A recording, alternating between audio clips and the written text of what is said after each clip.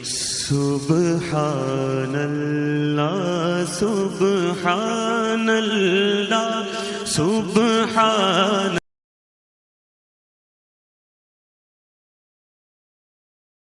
نحمدہ ونصلی علی رسولہ الکریم اما بعد فاعوذ باللہ من الشیطان الرجیم بسم اللہ الرحمن الرحیم۔ روحانی دنیا کے ساتھ یاسین شاہ جباری آپ کی خدمت میں حاضر ہے اور سلام پیش کرتا ہے۔ السلام علیکم ورحمۃ اللہ وبرکاتہ۔ ناظرین، آج ہم جنات کے متعلق کچھ گفتگو کریں گے جو ہماری ناقص عقل اور ہماری ناقص رائے ہے۔ اس کے مطابق ہم آپ سے چند باتیں عرض کریں گے کہ جنات کیا ہیں، کب سے ہیں، ان کی کتنی اقسام ہیں، ان کے کتنے روپ ہیں، جو ہمیں بزرگوں نے بتایا ہم تمام آپ سے شیئر کریں گے۔ جنات ایک مخلوق ہے، اس کو انسان کے علاوہ اللہ پاک نے پیدا فرمایا، یعنی کہ ایک انسان کو پیدا فرمایا، ایک جنات کو پیدا فرمایا، جس کا ذکر قرآن مجید میں بھی ہے اور ہمارا اس پر ایمان اور یقین ہے۔ ان کے کئی خاندانی سلسلے ہیں، مثلا شیطان، شیطانہ، قرین، قرینہ، افریت، تابع، تابعہ، زوجہ، زوبیہ، ریح، ظل، حاطف، غول، طاؤت، خناس اور خبیث وغیرہ۔ ہندو ان کے نام یوں ذکر کرتے ہیں: دیو، آسیب، پری، راکشس، مسان، کناس، پلید وغیرہ۔ جنات کی تاریخ کے حوالے سے بہت سی روایتیں ہیں، لیکن یہ ایک مستند بات ہے کہ جنات کو رب تعالیٰ نے انسان سے بہت پہلے پیدا فرمایا۔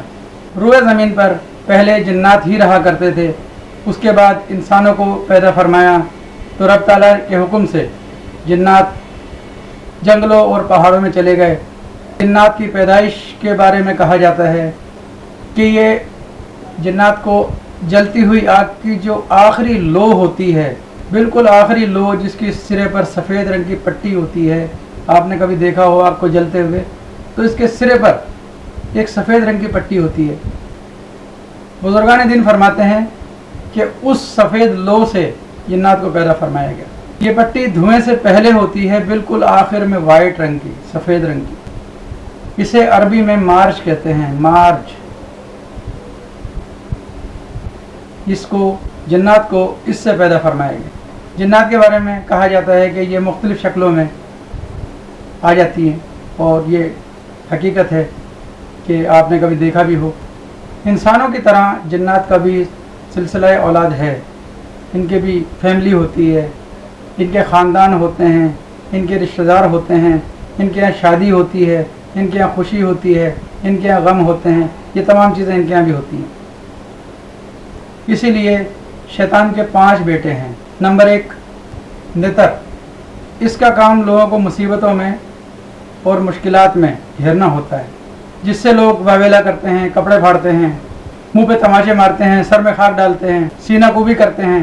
زمانہ جاہلیت کی طرح لوگ اپنے آپ کو زد و کوب کرتے ہیں اور ماتم وغیرہ جیسے بہت ہی بری شکل بھی کر لیتے ہیں اپنی۔ دوسرے نمبر پر ہے آؤت، یہ زنا کا ذمہ دار ہے۔ یہ لوگوں کو زنا پر ابھارتا ہے، زنا کو لوگوں کے سامنے اچھا کر کے پیش کرتا ہے، ایک پرلطف فعل بنا کر پیش کرتا ہے اور لوگوں کو زنا کی طرف راغب کرتا ہے۔ تیسرے نمبر پر ہے مثبوت، یہ لوگوں کو جھوٹ کی طرف رغبت کرتا ہے، لوگوں کو جھوٹ کی طرف بلاتا ہے، لوگوں کو جھوٹ کے فائدے بتاتا ہے، جھوٹی افواہیں پھیلاتا ہے، جھوٹ کے فائدے لوگوں کے ذہنوں میں بٹھاتا ہے کہ جھوٹ کے بہت فائدے ہیں۔ آپ نے دیکھا ہوگا اکثر لوگ جھوٹ بول کر جب کسی کام سے، کسی چیز سے بری ذمہ ہو جاتے تو کہتے ہیں دیکھو یار یہ جھوٹ میں نے بولا تو مجھے بہت فائدہ ہوا، اگر میں یہ جھوٹ نہ بولتا تو مجھے فائدہ نہ ہوتا، نعوذ باللہ، تاکہ لوگ آپس میں لڑنے مرنے لگیں، انتشار پھیل جائے۔ یہ اسے دیکھ کر بہت خوش ہوتا ہے۔ تیسرے نمبر پر ہے داسم، یہ لوگوں کے گھروں میں فساد کرواتا ہے، گھروں میں ایک دوسرے سے لڑواتا ہے، جیسے ساس بہو، بہن بھائی، باپ بیٹا، باپ بیٹی، ماں بیٹا، میاں بیوی، غرض یہ ہر قسم کے جھگڑوں میں اس ہی کا ہاتھ ہوتا ہے۔ ایک دوسرے کے عیب ایک دوسرے کے ذہنوں میں ڈال کر یہ بتاتا ہے، جیسے آپ نے دیکھا ہوگا کبھی غصے میں آپ کو ایک دم سے اس کے عیب یاد آ گئے، بہن کی بھائی کی لڑائی ہو رہی ہے تو बहन के ऐब या भाई के ऐब फ़ौरन एक दूसरे के जहनों में आ जाते हैं, वो यही करता है। अलगरज कि ये घर को जहन्नम कदा बना देता है और लड़ाई झगड़े रोज़ सुबह शाम का मामूल बन जाते हैं, जिससे घर का सुकून गारत हो जाता है। इसके अलावा ये एक काम और भी करता है कि जब हम बग़ैर बिस्मिल्लाह के कोई भी घर बग़ैर बिस्मिल्लाह पढ़े खाना खाने के लिए दस्तरखान पर बैठते हैं तो ये उनके खाने में शामिल हो जाता है। इसीलिए हुक्म है कि बिस्मिल्लाह पढ़कर खाना शुरू किया जाए ताकि ये उसमें शरीक ना हो सके। पाँचवा है ज़लमबूर। ये बाज़ारों में घूमता है, लोगों की जेब काटना, लोगों को कम तोलना, इस किस्म की रग़बत देता है, उनके दिमागों में ये बातें बिठाता है, लोगों को इस चीज़ पर उभारता है कि देखो इसकी दुकान कितनी अच्छी चल रही है, इसकी दुकान को लूट लेते हैं, इस किस्म की चीज़ें, यानी कि दंगे फसाद और तमाम इस किस्म की चीज़ें जो लोगों के जहनों में डालता है वो यही है। लोगों में फसाद वगैरह करवाना वो भी इसी का काम है। इसके अलावा भी शैतान की औलादों के नाम है जिनमें हेरा, तेरा, मरतूस, लाक़ैस, वल्हान, मोहश, शरीदा वगैरह। मोहश का काम बहुत ही ख़तरनाक है। मोहश उलमा कराम को गलत कामों पर लगाता है, उनके जहनों में इंतशार पैदा करता है। अक्सर उलमा अगर हों सुन रहे हों तो उलमा के बारे में है कि उलमा के दिमागों में ये इस किस्म की बातें डालता है, कोई ऐसे मामला डाल देता है कि वो उस पर किताब में पढ़कर और वो परेशान हो जाते हैं और फिर उस पर सोचते हैं। और इसकी जुस्तजू रहती है कि उलमा कराम तक़वे और तहारत से बिल्कुल दूर हो जाएं।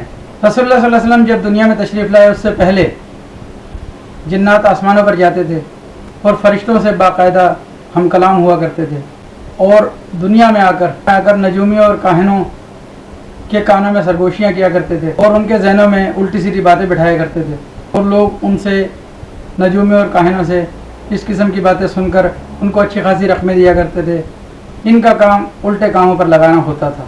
जब आका अलैहिस्सलाम दुनिया में मबऊस हुए तो उसके बाद ये सिलसिला आप अलैहिस्सलाम की तरफ जब वही नाजिल होना शुरू हुई तो ये सिलसिला बंद कर दिया गया।